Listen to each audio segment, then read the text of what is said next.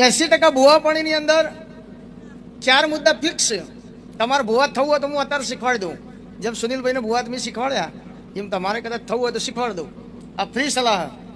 સૌથી પહેલાં એવું કહેવાનું, તારા કુટુંબમાં રાગ નહીં ભાઈ, ધૂણ્યા વગર જ કહેવાનું. હોમો એમ જ કંઈક વાત સાચી, આખી જગતમાં ડુંગું મેલ્યું, ચોય રાગ છે નહીં, મારાય નહીં. બીજા નંબરમાં એવું કહેવાનું કે તારા પૂર્વજ નડો, એટલે કે મારા પપ્પા તો જીવ હું, અલ્યા એના પપ્પા દાદા, પણ કે દાદા છે, અલ્યા દાદા ખબર નહીં પડતી, એમના પપ્પાને દાદા ના કહેવાય. અમે 1.5 વર્ષથી દાદો બેસી રહ્યો ને કે રે પૂર્વજ થયા. ઉનાળામાં ને ચોમાસામાં ફરજિયાત હાપ જોવા મળો,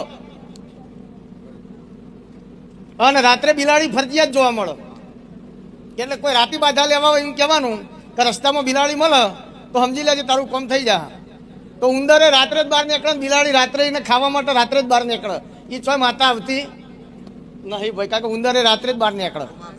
ઘણા કે અમારે તો 77માં બિલાડી થઈને આલે, 77માં હું લે બિલાડી થવું પડે, ગોડી છે તો બિલાડી થાય, 77માં હું લે બિલાડી થાય, ના થાય કદી.